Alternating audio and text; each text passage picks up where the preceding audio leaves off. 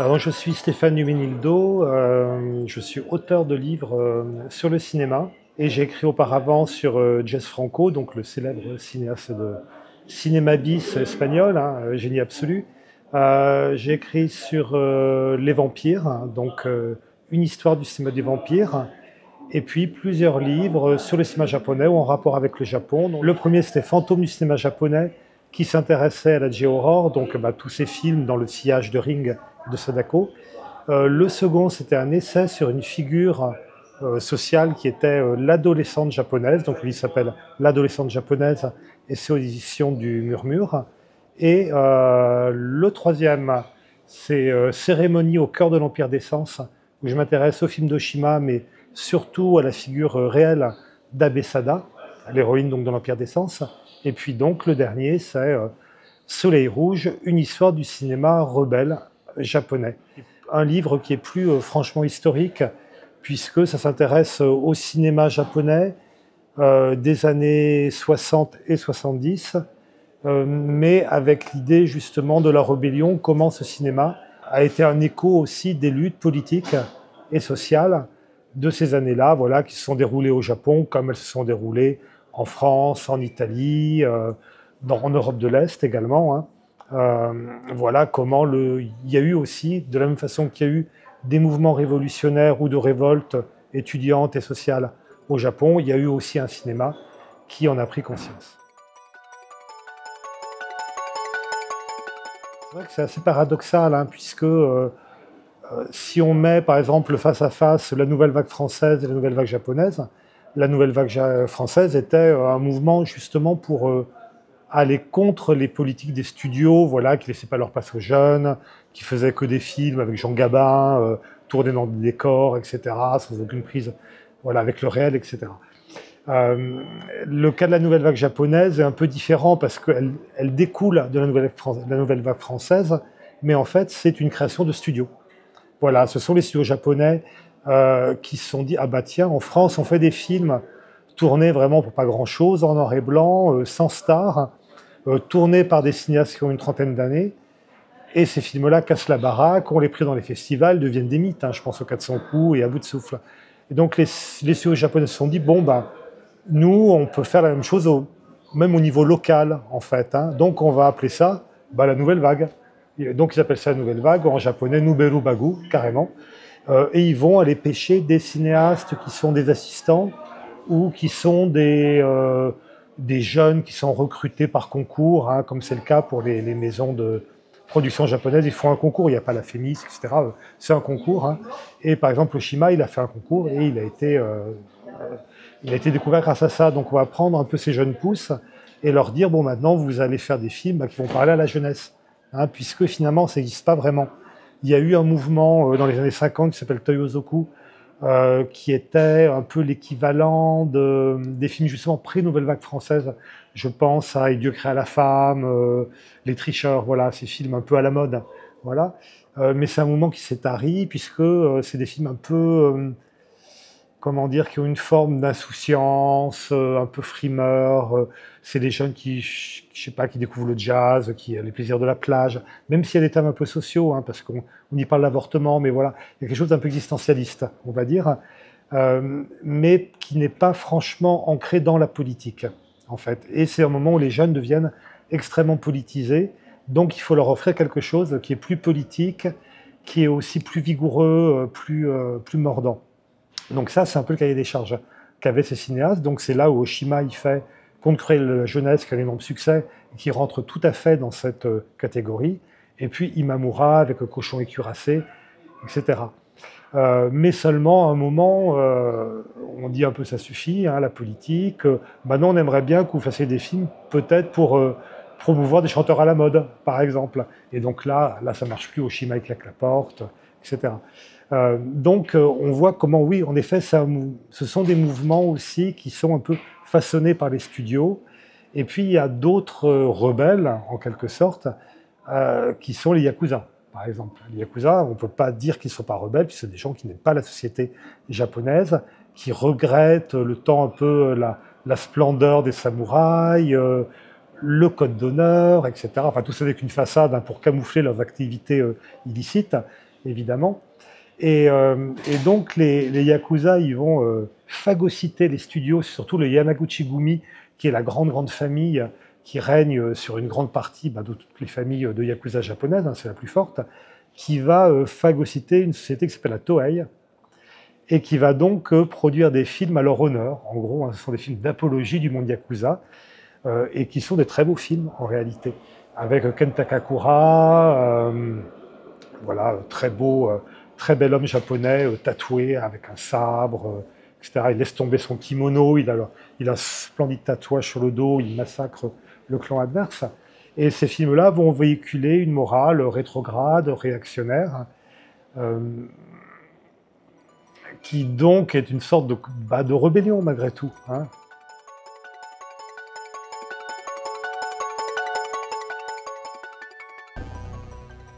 Un des grands rebelles japonais, c'est Mishima, par exemple. Et Mishima, voilà, n'était pas franchement ancré à gauche, même si il a fait, on va dire quand même, toute sa carrière littéraire, etc., à l'intérieur de la gauche, comme souvent. Et ses amitiés étaient quand même très à gauche aussi. Il est très respecté. En effet, il y a plusieurs courants dans cette rébellion qui parfois se confondent. Hein.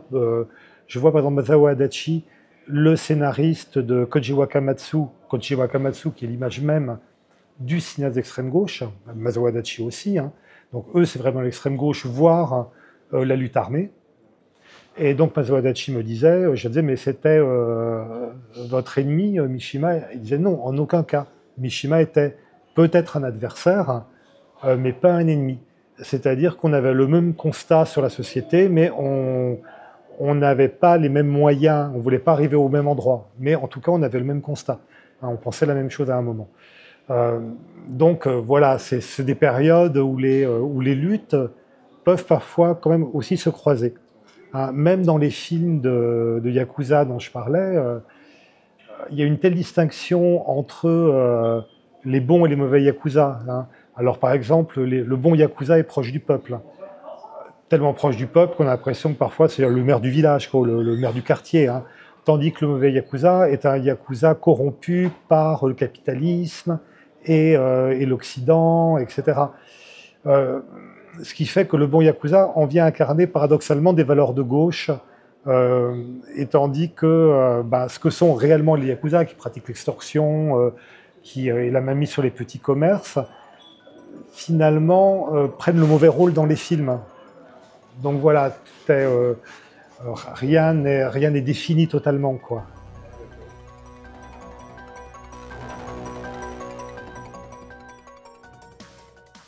Ils étaient beaucoup moins violents quand même que les cinéastes français par rapport à la vieille génération. C'est-à-dire qu'il n'y a pas eu les attaques comme il y avait contre Delannoy, Gilles Grangier, Clouzot, tout ça. Il n'y a pas eu ce genre d'attaque vraiment offensive contre, par exemple, Mizoguchi et Ozu. Hein. C'est pas du tout japonais de faire ça. Mais il y avait un peu l'idée que ça suffit quand même. Hein, que cette image du Japon bien ordonnée, ou alors on se fait référence à l'ère Edo, au geisha, etc. Maintenant que ça suffisait, qu'il fallait parler vraiment de la jeunesse, manifestation, etc. Donc il y avait quand même cette idée. Je pense que Kurosawa était le plus proche d'eux, malgré tout. Quand on pense à un film comme Chien enragé, il y a quand même une dimension politique chez Kurosawa qui est quand même beaucoup plus active. Même la figure du Yojimbo, par exemple, une figure très proche de la Nouvelle Vague, aussi, avec un personnage qui erre dans une contrée où le bien et le mal sont flous, où il n'y a plus de code d'honneur, il n'y a plus le pays est aux mains des gangs. Enfin voilà, donc il y a quelque chose qui peut quand même rapprocher Kurosawa de ce cinéma-là. Et puis c'est malgré tout la base du cinéma de genre, Kurosawa. C'est-à-dire que sans Kurosawa, pas de Hideo Gosha, peut-être pas de Fukasaku non plus, dans un sens.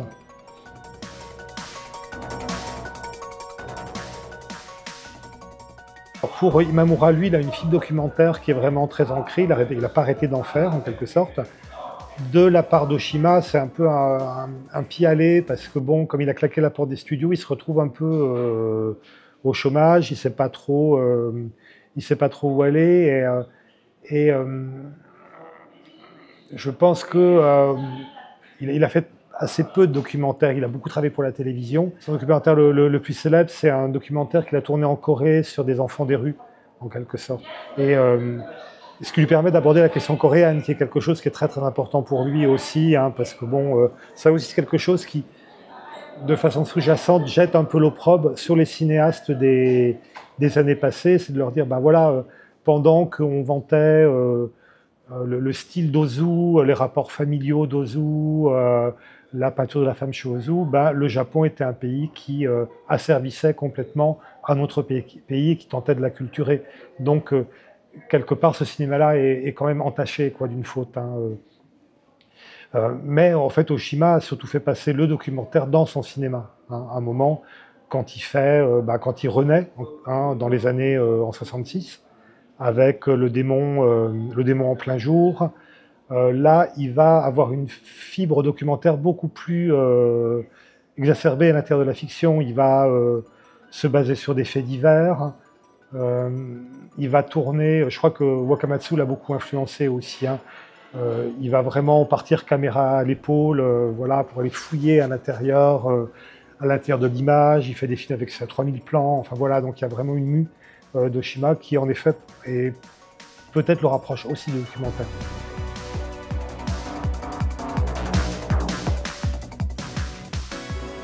Kazuhara, il est beaucoup moins dans les grands mouvements politiques, en réalité. Hein, c'est quelqu'un qui s'est politisé, qui était aux jeunesses communistes japonaises, etc.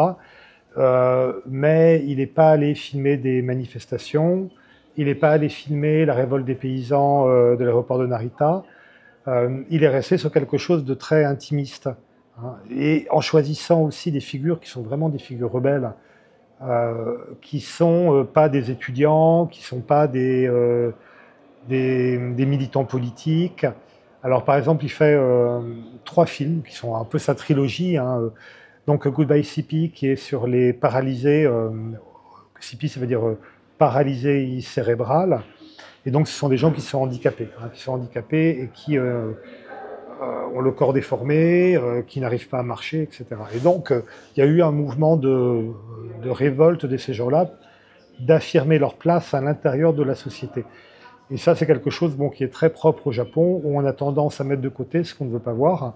Ce qui ne veut pas dire qu'on les opprime, hein, qu'on leur tape dessus, etc. Mais on essaye de ne pas les voir, mais c'est la même chose pour les homosexuels, les personnes transgenres, les SDF, etc. Donc, et les handicapés, évidemment, sont quelque chose qui les gêne moralement, physiquement, visuellement. Et donc, eux ont décidé de s'imposer dans l'espace public et, par exemple, de refuser d'avoir des fauteuils roulants. Alors, c'est pour ça qu'on les voit marcher avec difficulté, littéralement, ils se traînent sur le sol, hein, mais c'est une forme de revendication politique, et ils s'affirment comme étant aussi capables de relations sexuelles, capables d'être en couple et capables d'avoir des enfants valides. Donc, ce sont vraiment des rebelles. Et puis bon, voilà, il y a une célèbre image de Goodbye CP, où on voit le héros qui est avec ses jambes difformes comme ça, qui se dresse comme ça sur le bitume. Et c'est une image, c'est un peu les Black Panthers en fait, hein, c'est un peu le point levé des Black Panthers pour Kazuhara. Donc il va aller dans la vie vraiment intime, familiale de ces personnes.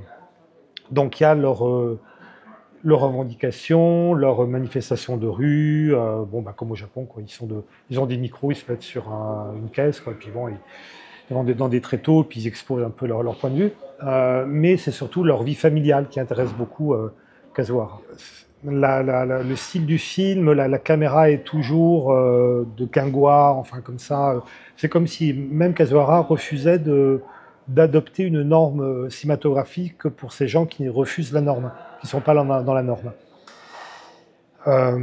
Et puis il fait donc My Own Private Heroes, qui est un film très personnel, private en effet, très, très, très personnel, qui est sur sa relation avec son ex-compagne, Miyuki, qui a décidé de partir à Okinawa, d'abord pour suivre un homme, et puis parce qu'elle s'intéresse aux femmes d'Okinawa. Voilà. Donc elle veut connaître les femmes d'Okinawa. Et Miyuki est une personnalité extrêmement artistique, pleine d'énergie, très, très radicale aussi, hein, très féministe, même si le mot n'est pas prononcé dans le film, par ailleurs. Mais c'est l'invention d'un féminisme japonais, en quelque sorte. Et, euh, et donc lui, il vit avec une autre femme qui s'appelle Sachiko, mais il est toujours amoureux d'elle, et donc il se dit bon ben voilà, au moins je fais un film sur elle, je vais pouvoir passer du temps avec elle. Voilà, c'est un peu le prétexte pour lui de passer du temps avec cette femme qu'il aime beaucoup. Et donc il va la suivre à Okinawa, et puis vient l'idée à Miyuki d'avoir un enfant, parce qu'elle est enceinte d'un soldat noir qui est parti, on ne sait pas trop où, et d'accoucher toute seule, en dehors de l'hôpital, mais réellement toute seule. Voilà, c'est-à-dire qu'il n'y a même pas de sage-femme, elle fait tout elle-même, et elle veut que Kazuhara la filme. Bon, oui, d'accord, il est tout à fait content de la filmer, d'autant que sa compagne Sachiko est elle aussi enceinte. Euh, donc il y a quelques scènes où les femmes se disputent à propos de Kazuhara, donc il en prend un peu pour son grade quand même, il les filme, mais elle disent même t'as vu comment il est quand même, c'est vraiment un gros égoïste et tout, donc il les filme et puis il disait, je l'avais rencontré à Montréal, un festival de documentaire, il me disait, et curieusement plus elle était, elle disait du mal de moi, plus je l'aimais.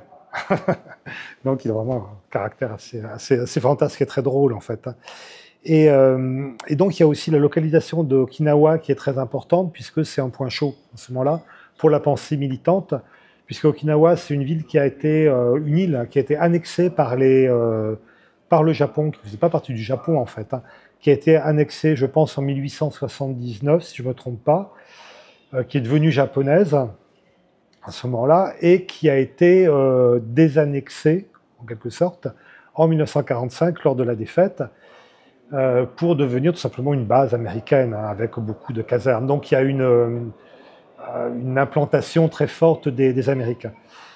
Donc ça se situe, c'est presque, comme disait Kazuhara, c'était ce qu'il y avait de plus proche du tiers-monde, en fait, hein, pour les militants japonais. Donc quelque chose qui s'inscrivait aussi dans les luttes anticoloniales, d'une certaine façon. Et donc c'est un endroit où, à la fois, bon, on est en 72, entre 72 et 74, donc c'est la guerre du Vietnam. Donc les soldats américains, euh,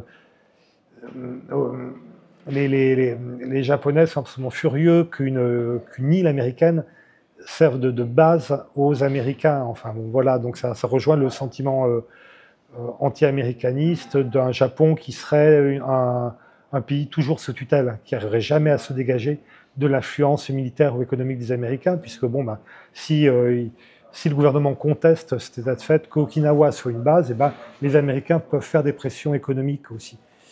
Euh, et le gouvernement japonais, le Japon a tout intérêt à dire oui, nous aussi, on est une nation moderne, on est une nation qui entretient un bon rapport avec le monde occidental, on n'est plus les fascistes d'antan, maintenant, on se bat nous aussi contre le monde libre, pour le monde libre, et contre les communistes. Enfin, voilà, donc il y a toutes ces questions, hein, politiques très chaudes des années 60, dont Okinawa est un peu quand même le centre. Et il y a autre chose, c'est la présence des Noirs américains, des soldats noirs, fait planer une sorte d'ambiance de Black Power aussi. Hein, on voit, ils écoutent James Brown, ils ont le point tendu, etc. Même si Kazuhara dit qu'il n'était pas forcément, que les soldats n'étaient pas très politisés par ailleurs, ça reste quand même des soldats, mais malgré tout, bah, c'était aussi leur culture à ce moment-là. Mais Kazuhara, par ailleurs, ne veut pas faire un film politique. Hein. Donc il veut rester à l'intérieur de cette histoire de couple, et sur le passage de Miyuki, qui elle est plus intéressée par la condition féminine japonaise, dont Okinawa serait une sorte de point un peu extrême, parce qu'elle va rencontrer beaucoup de femmes qui travaillent dans des bars, hein, des hôtesses de bar, des jeunes filles fugueuses de 14 ans avec des soldats aussi, qui attendent un enfant. Donc voilà, il y a tout un panel aussi de personnages qui rappellent un peu, d'ailleurs, parce que Kazuhara était assistant d'Imamura. Hein, et ça rappelle ce film d'Imamura qui s'appelle Histoire du Japon racontée par une hôtesse de bar, hein, qui est une sorte de documentaire fictionné. Enfin voilà. Donc on est un peu dans les mêmes ambiances sur ce que Kazuhara va filmer, en particulier une une hôtesse de bar qui commence à être un peu âgée, qui est très très drôle, qui dit c'est quand même moi la plus belle, etc. Et, puis je ne supporte pas qu'on pique le mec d'un autre. Enfin voilà, donc il y a des personnages très très très très pittoresques. Mais en tout cas, là, il suit Miyuki, qui elle est très concernée par ce qu'elle appelle les femmes d'Okinawa, en tout cas. Et bon, évidemment, il y a un point d'orgue dans le film, c'est l'accouchement, hein, l'accouchement de Miyuki, qui est flou, parce qu'en fait, Kazuhara dit j'étais tellement stressé, ça me faisait tellement peur de filmer ça, que j'ai oublié de faire le point. Donc la scène est floue, mais ça rajoute quelque chose. Ça rajoute quelque chose de très très beau, et donc elle accouche, donc elle accouche réellement toute seule, donc c'est elle qui va couper le cordon, elle va s'occuper elle-même du placenta, etc. Elle va prendre elle-même le bébé, enfin voilà, donc on a cet accouchement très, très autonome. Et ensuite, on a l'accouchement de Sachiko avec le bébé qui a un peu des problèmes, donc il faut un peu le frictionner dans une bassine pour qu'il respire, pour qu'il se mette à pousser son premier cri, etc. Et ça, c'est très intéressant parce que la mère de Kazuhara l'a eu elle-même toute seule. Alors, je ne sais pas jusqu'à quel point elle l'a eu toute seule, mais bon, je crois qu'elle n'est pas allée à l'hôpital. Hein, elle a accouché peut-être, qu'elle était entourée, mais comme ça. Hein. Elle l'a élevée également toute seule, puisque son père est mort à la guerre, ou a disparu, en tout cas, pendant la guerre. Et Kazuhara, lui aussi, a eu des problèmes à la naissance de respiration. Enfin, donc on n'a pas su s'il était complètement viable, mais quand même, bon, pareil, en le frictionnant, tout ça, il s'est mis à respirer. Donc, il y a quelque chose de très, très troublant, comme s'il assistait en fait quasiment à sa propre naissance. Et je pense que c'est pour ça qu'il a eu peut-être un truc un peu une sorte de panique un peu supplémentaire, qu'il a oublié comme ça de faire le point, alors qu'il disait, mais alors qu'on avait loué une caméra très très chère pour avoir plus de pellicules en plus. Hein. Et puis bon, ils vont finir par se séparer réellement, hein, Miyuki et Kazuhara. Lui, il va rester avec Sachiko. Donc, quand je l'ai vue à Montréal il y a une dizaine d'années, elle était toujours là, elle était toujours sa compagne. Et le film se termine, oui, de façon très très très belle, avec un monde qui est rempli d'enfants en réalité, puisque on compte tous les enfants qui peuvent. Miyuki a quasiment adopté un petit enfant métis noir. Elle a l'enfant de Kazuhara. Il y a son propre enfant qui est elle, l'enfant qu'elle vient d'avoir qui est métisse. Il y a l'enfant de Sachiko, etc. Et ils sont dans une communauté où il n'y a que des femmes, où ils combattent l'appartenance d'un enfant, particulièrement à une famille, à une femme. En fait, donc tous les enfants vivent un peu entre eux et sont tous un peu. Toutes les femmes s'occupent de tous les enfants. Donc évidemment, mais ça reste très japonais. Ils sont extrêmement choyés, on s'en occupe extrêmement bien aussi. Hein, ils ne sont pas non plus des sauvages. Hein. Même si Miyuki dit, je veux que mon enfant soit dur. Je veux pas qu'il se laisse faire. Je veux pas que ça soit un japonais docile. Je veux que ça soit un rebelle finalement. Hein. Et donc il y a cette image d'un monde qui ne remplit que de femmes et surtout d'enfants, et qui termine le film vraiment par quelque chose d'extrêmement vigoureux, joyeux, très joyeux et optimiste. Donc c'est un film, plus on le regarde, il y a des situations qui sont intrigantes, qui sont drôles, ou parfois qui peuvent être éprouvantes, hein, comme cet accouchement, parce que même au cinéma, dans la vie, au cinéma, c'est pas des choses qu'on a l'habitude de voir, donc non plus. Peut-être éprouvante pour les hommes, hein, uniquement. Hein. Mais en tout cas, il y a cette espèce de cette chronique de vie, finalement, grâce à la personnalité de Miyuki, n'en finit pas de se transformer, de se régénérer, d'être tout le temps pleine de curiosité intellectuelle. Et je pense que ça reflète bien justement l'état d'esprit de ces artistes japonais de cette époque-là, que ce soit Oshima, que ce soit Fukasaku, que ce soit même Mishima. C'était des gens qui avaient une curiosité intellectuelle insatiable. Ils étaient curieux de tout, ils étaient curieux du monde entier en réalité, hein, de la culture occidentale, des mouvements politiques, de la libération sexuelle. Ils voulaient que tout ça arrive chez eux.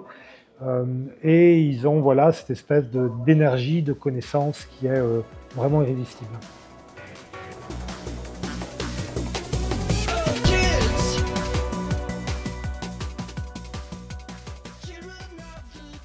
Je le savais déjà, presque inconsciemment, mais en écrivant le livre, il m'est vraiment apparu que Fukasaku était le plus grand cinéaste des années 70, en fait.